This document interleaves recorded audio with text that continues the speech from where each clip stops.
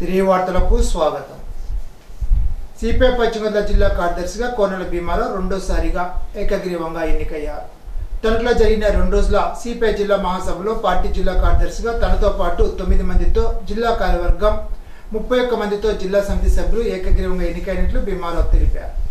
కార్యవర్గ సభ్యులుగా కలశెట్టి వెంకట్రావు, బొద్ద నాగరాజు, సిక్లే పుష్పకుమారి, సీతారాం ప్రసాద్, సిహెచ్ రంగారావు, నెక్కటి కాంతికుమార్, సనపల శ్రీనివాస్, మండల నాగేశ్వరరావు ఎన్నికయ్యారు. ఈ సందర్భంగా భీమారావు మాట్లాడుతూ సుదీర్ఘకాలంగా ఎన్నికలు లేకుండా ప్రత్యేకాధికారుల పాలనలో మగ్గుతున్న తణుకు, తాడేపల్లిగూడెం, పాలకొల్లు, భీమవరం మున్సిపాలిటీలో ఉన్న అవాంతరాలను తొలగించి త్వరితగతిన ఎన్నిక నిర్వహించాలని మహాసభ తీర్మానించినట్టు తెలిపారు. సినీ నటుడు పద్మవిభూషణ్ మెగాస్టార్ చిరంజీవి పుట్టినరోజు వేడుకలు కాళ్ళ మండలం దొట్టనపూడిలో శుక్రవారం ఘనంగా నిర్వహించారు.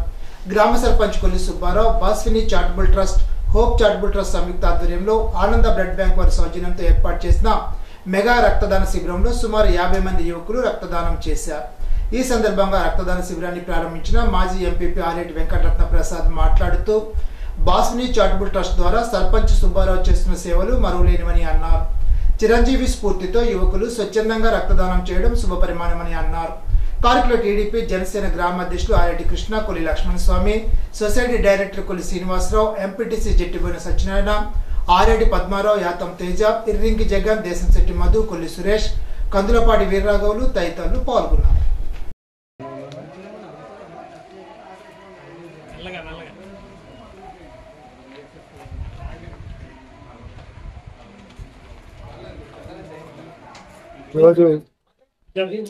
చిరంజీవి గారి పుట్టినరోజు సందర్భంగా మెగా రక్తదాన శిబిరం ఏర్పాటు చేయడం జరిగింది.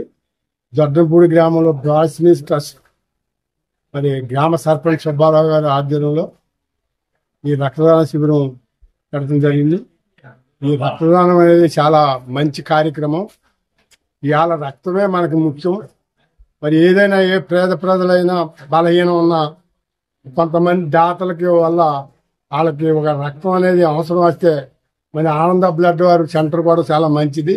ఏ టైం వెళ్ళినా వాళ్ళు బ్లడ్ ఇచ్చి ముందు మన అవసరాలు తీర్చి ఆ తర్వాత వాళ్ళు బ్లడ్ తీసుకుంటూ వేరే విధంగా మరి వాళ్ళు కూడా ఆదుకోవడం జరిగింది.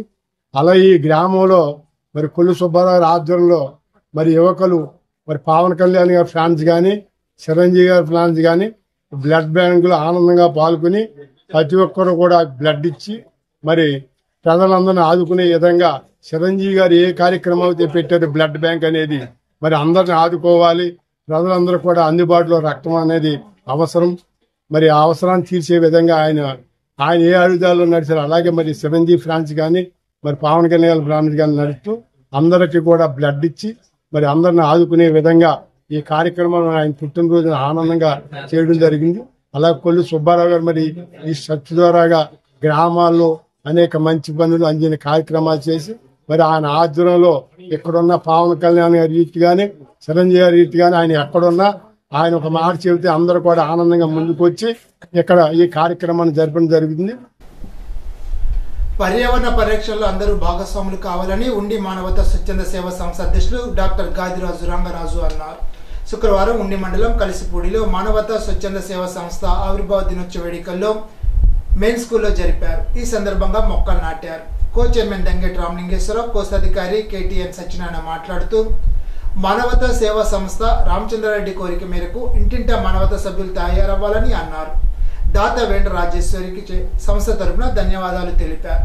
కార్యక్రమంలో పెరిమెచ్చ రంగప్రసాదరాజు, పాఠశాల ప్రధానోపాధ్యాయులు గోగులమండ ఎలీషా, కొత్తపల్లి రవివర్మ, నాగరాజు, యేసురాజు, గ్రామస్తులు, ఎన్ఎంసీ కమిటీ సభ్యులు, మానవతా సంస్థ సభ్యులు, విద్యార్థులు పాల్గొన్నారు.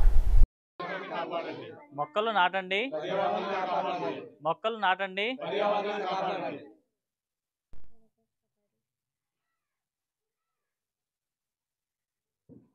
ఉండి మానవతా శాఖ ఆధ్వర్యంలో కలిసిపోడి మెయిన్ స్కూల్లో పర్యావరణ పరిరక్షణలో భాగంగా కొబ్బరి మొక్కలు నాటడం జరిగింది.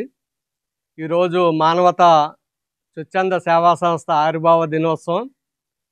దానిలో భాగంగా పర్యావరణాన్ని పరిరక్షించుకోవడానికి మొక్కలు నాటడం జరిగింది. ప్రతి ఒక్కరూ కూడా మొక్కలు నాటాలి. దీనికి కడలి వేండ్ర రాజేశ్వర్ గారు ఆర్థిక సహాయంతో మొక్కలు మనకి అందజేశారు. ఆవిడకి ఈ సందర్భంగా మానవతా తరపున కృతజ్ఞతలు తెలియజేస్తున్నాం. మానవత అనేది 2004 సంవత్సరంలో ఏర్పాటు చేయబడింది. 110 మంది సభ్యుల చేత పశ్చిమ గోదావరి జిల్లా జంగారెడ్డిగూడెంలో వ్యవస్థాపక అధ్యక్షులు ఎన్ రామచంద్రారెడ్డి గారి సహకారంతో ఈ సంస్థ ఏర్పాటు చేసి ఈ రోజున రాష్ట్ర వ్యాప్తంగా 110 చోట్ల ఈ మానవతా శాఖలు ఏర్పడ్డాయి. మానవతా సభ్యత్వం ఈరోజు దాదాపు 75,000 మంది పైగా మనకి సభ్యత్వం తీసుకుంటున్నారు. రోజుకి మనకి రూపాయన్నర డబ్బులు పడతాయి. మనకి సంవత్సరానికి కేవలం 600 రూపాయలు. ఈ 600 తోటి మేము చాలా సేవా కార్యక్రమాలు చేస్తున్నాము. అలాగే మనకి ఉమ్మడి పశ్చిమ గోదావరి జిల్లా ఏలూరులో కనుక చూసినట్లయితే విద్యానిధి కింద దాదాపు 1,75,00,000 వరకు నిధి ఏర్పాటు చేయడం జరిగింది. అలాగే రాష్ట్ర వ్యాప్తంగా అనేక చోట్ల మానవతా స్వచ్ఛంద సేవా సంస్థ సొంత భవనాలు కూడా ఏర్పాటు చేసుకుంది. ఇలాగ దినదిన అభివృద్ధి చెందుతున్న మానవతా సేవా సంస్థను అందరూ కూడా సభ్యత్వం తీసుకుని ఆయన కోరిక మేరకు ఇంటింటా మానవతా సభ్యులు కావాలని ఈ సందర్భంగా నేను విజ్ఞప్తి చేస్తున్నాను. విద్యుత్ వినియోగదారుల సమస్యల పరిష్కారం కోసం కార్యక్రమాన్ని ఏర్పాటు చేసినట్లు సిజిఆర్ఎఫ్ చైర్మన్ బొక్క సత్యనారాయణ తెలిపారు. ఉండి మండలం ఎన్ఆర్పి అగ్రహారంలో ప్రభుత్వ ఐటీఐ కళాశాలలో శుక్రవారం ఏర్పాటు చేసిన కార్యక్రమంలో ఆయన మాట్లాడారు. విద్యుత్ వినియోగదారుల సమస్యల పరిష్కార న్యాయస్థానం దృష్టికి విద్యుత్ బిల్లుల మిస్టేక్లతో పాటు వినియోగదారులు ఎదుర్కొంటున్న సమస్యలను తీసుకుని రావచ్చునని ఆయన తెలిపారు. కార్యక్రమంలో ఎస్ రాంబాబు, ఎం మురళీకృష్ణ, ఎస్ సుబ్బారావు, ఎం వెంకటేశ్వరరావు, ఎం ఝాన్సీ, బి శ్రీనివాసరావు, ఏ వెంకట్రావు, పి శ్రీనివాసరావు విద్యుత్ వినియోగదారులు పాల్గొన్నారు.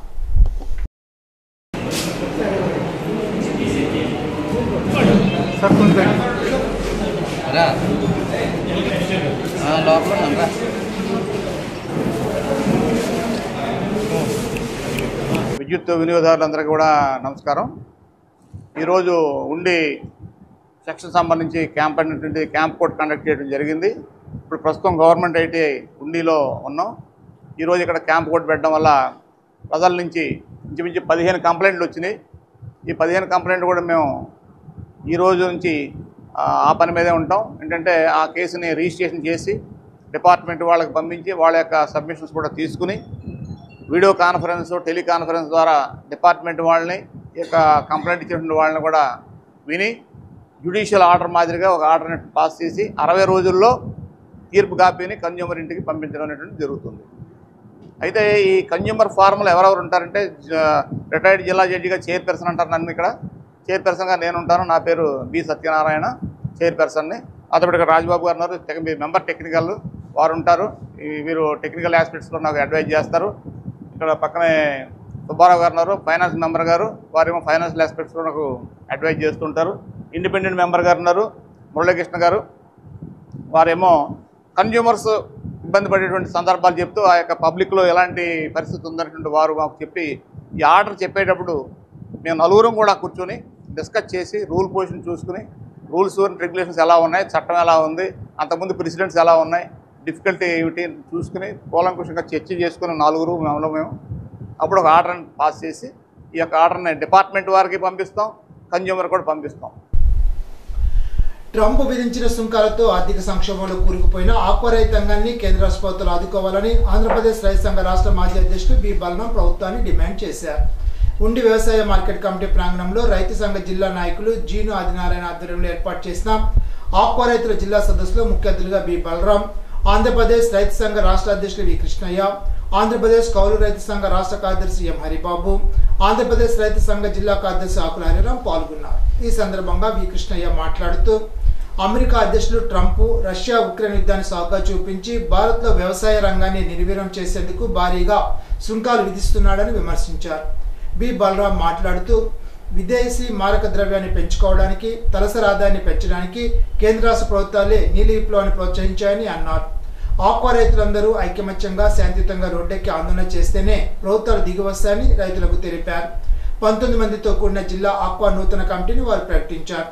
ఆక్వా రైతులతో కలిసి ర్యాలీ నిర్వహించారు. కార్యక్రమ నాయకులు దనకొండ శ్రీనివాస్, మంజన శ్రీహరి, డొక్కు స్వామి, చెరుకువాడ సర్పంచ్ శివయ్య, కేసన్న యాదగిరి, గాదిరాజు వెంకట్రాజు, ఆక్వా రైతులు పాల్గొన్నారు. దురాగతాలు అరికట్టాలి, ఎక్స్పోర్టర్ల దురాగతాలు అరికట్టాలి, రైతులకు న్యాయం చేయాలి, ఆత్మ రైతులకు న్యాయం చేయాలి.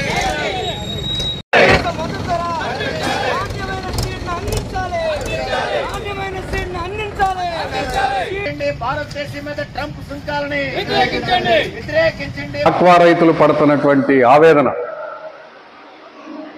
ఇవన్నీ కూడా ఆగ్రహంగా మారాలి. ఆగ్రహంగా మారితేనే మన సమస్య పరిష్కారం అవుతుంది.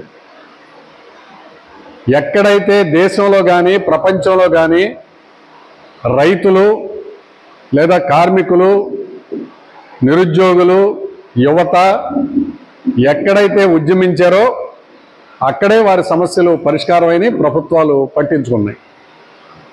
అంచేత మన ఆక్వా రైతులు కూడా మనలో మనం కుమిలిపోవటం, బాధపడటం, ఆవేదన చెందటం, నష్టాల పాలైపోతున్నాం, కష్టాల పాలైపోతున్నాం, కన్నీళ్ల పాలైపోతున్నాం అని కృంగిపోవటం కాకుండా మనం మన ఆగ్రహాన్ని ఈ ప్రభుత్వాలకి తెలియజేస్తే, మన ఆగ్రహం వ్యక్తమైతే అప్పుడు తప్పనిసరిగా మన సమస్య పరిష్కారం అవుతుంది. మనం ఈ రంగంలో నిలబడగలుగుతాం. ఇప్పుడు తూర్పుగోదావరి జిల్లా వార్తలు. ధవళేశ్వరం ఎస్ఎస్సి బ్యారేజ్ వద్ద దిగువ ప్రాంతాల నుండి వస్తున్న వరద నీటి ప్రవాహం పెరగడంతో తెల్లవారుజామున రెండవ ప్రమాద హెచ్చరిక జారీ చేసినట్లు జిల్లా కలెక్టర్ పి ప్రశాంత్ తెలిపారు. వరద నీటి ప్రవాహంతో శుక్రవారం ఉదయం 7 గంటలకు 14 అడుగుల ప్రమాద స్థాయికి చేరిన గోదావరి నీటి మట్టం 175 గేట్లను ఎత్తి 13,22,659 క్యూసెక్ల వరద నీటిని దిగువకు విడుదల చేస్తున్నారు. ఇప్పుడు కోనసీమ జిల్లా వార్తలు. పీగన నియోజకవర్గం మామిడికుదురు మండలం అప్పనపల్లి కాజువేపైకి వరద నీరు చేరుకుంది. కాజువేపై 2 అడుగుల మేర వరద నీరు ప్రవహిస్తోంది. దీంతో అప్పనపల్లి, బి దొడ్డవరం, పెదపట్నం, లంక గ్రామాలకు రోడ్డు రవాణా నిలిచిపోయింది. 3 గ్రామాల ప్రజలు తీవ్ర ఇబ్బందులకు గురవుతున్నారు. ఈ మార్గంలో రాకపోకలు పూర్తిగా నిలిపివేసి ప్రత్యామ్నాయ ఏర్పాట్లను అధికారులు చేశారు. వరద నీటి ఉధృతికి పీగనవరం మండలం చాకలిపాలెం, కనకాయలంక కాజువేలు ముంపుకు గురయ్యాయి. ఐరివిల్లి మండలం ఎదురుబిడియం కాజువేలు మునుకకు గురయ్యాయి. పలు రంక గ్రామాలకు బాహ్య ప్రపంచంతో సంబంధాలు తెగిపోయాయి. యానాం నియోజకవర్గ పరిధిలో సముద్రం నుండి ఐలాండ్ నెంబర్ 3 మీదుగా వెళ్లిన చమురు సంస్థల గ్యాస్ పైప్ లైన్ లీక్ అయింది. భారీగా మంటలు ఎగిసిపడటంతో ఆకాశం ఎరిపెక్కింది. దీంతో సమీప గ్రామాల ప్రజలు భయభ్రాంతులయ్యారు. తెల్లవారుజామున 2:30 జరిగిన ఈ ఘటనను పుదుచ్చేరి ప్రభుత్వ డిగ్రీ ప్రత్యేక అధికారి మల్లాడి కృష్ణారావుకు ఫోన్లో సావిత్రినగర్, గిరియాంపేట, దర్యాలతిప్పకు చెందిన నాయకులు తెలిపారు. విషయం తెలుసుకున్న ఢిల్లీ ప్రతినిధి మల్లాడి చమురు సంస్థలకు చెందిన ఉన్నత సేఫ్టీ అధికారులతో ఫోన్లో మాట్లాడారు. యానా పరిపాలనాధికారి, పోలీసులు, ఇతర అధికారులతోనూ సమీప గ్రామాల పెద్దలతో జరిగిన సంఘటన వివరించి తక్షణం సంఘటన ప్రాంతానికి వెళ్లాలని మల్లాడి సూచించారు. పైప్లైన్ నుండి వచ్చే గ్యాస్ను సముద్రంలోనే ఆఫ్ చేయడం వల్ల కంట్రోల్ చేయడం జరిగిందని ఢిల్లీ ప్రతినిధి మల్లాడి చమురు సంస్థ అధికారులకు వివరించారు. ఇటువంటి సంఘటనలు జరగకుండా ఉండాలంటే ఎప్పటికప్పుడు చమురు సంస్థల అధికారులు పర్యవేక్షణ ఉండాలని ఢిల్లీ ప్రతినిధి మల్లాడి సూచించారు. ఇప్పుడు ఏలూరు జిల్లా వార్తలు. పదవని హోదాగా కాకుండా ఒక బాధ్యతగా భావించే సారథి అభివృద్ధికి ఎలా వారధి వేయాలో నిరూపిస్తున్నారు ఏలూరు ఎంపీ పుట్ట మహేష్ కుమార్. ఒక సమస్య తన దృష్టికి వస్తే అది పరిష్కారానికి నోచుకునే వరకు అవిశ్రాంత కృషి చేస్తారని ప్రజల నమ్మకాన్ని ఎంపీ పుట్ట మహేష్ కుమార్ మరోసారి నిలబెట్టుకున్నారు. అందుకు భీమడోలు మండలం గుండుగొల్లు వద్ద ఏలూరు కాలువపై నిర్మాణం పూర్తయిన వ్యక్తిన ఎంపీ పుట్ట మహేష్ కుమార్ పనితీరుకు అద్దం పడుతోంది.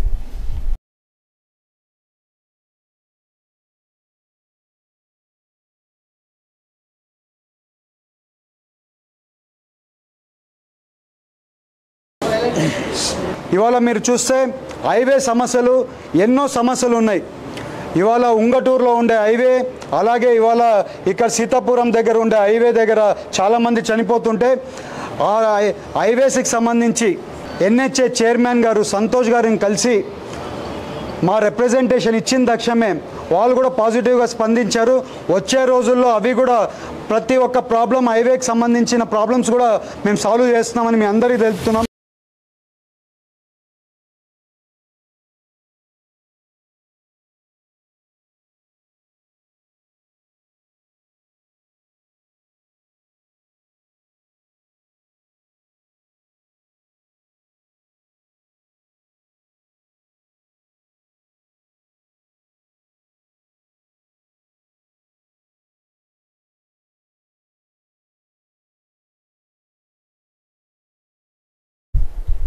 ఉమ్మడి పశ్చిమ గోదావరి జిల్లాలో మెగా డిఎస్సిలో వివిధ పోస్టులకు దరఖాస్తు చేసిన అభ్యర్థులు వెబ్సైట్లో లాగిన్ అయి సమాచార కాపీ వచ్చిన అభ్యర్థులు కాపీని డౌన్లోడ్ చేసుకుని సర్టిఫికెట్ల తనిఖీ నిమిత్తం ఈ నెల 25న వట్లూరులో గల సిఆర్ఆర్ ఇంజనీరింగ్ కళాశాలకు హాజరు కావాలని డిఈఓ ఎం వెంకటలక్ష్మమ్మ తెలిపారు. అభ్యర్థులు 3 సెట్ల అసిస్టెడ్ కాపీలతో సంబంధిత అసలు ధృవీకరణ పత్రాలతో హాజరు కావాలని కోరారు. అభ్యర్థులు ముందుగా తమ అసలు ధృవీకరణ పత్రాలను వెబ్సైట్లో లాగిన్ అయ్యి అప్లోడ్ చేయించాలని కోరారు. ఈనాటి బంగారు మాట. గెలుపు గురించి అతిగా ఆలోచించొద్దు, వచ్చిన అవకాశాన్ని సద్వినియోగం చేసుకో చాలు. Abraham Lincoln. ఈ వార్త ఇంతటితో సమాప్తం. తిరిగి బిజినెస్ లో కలుసుకుందాం. అంతవరకు సెలవు. నమస్కారం.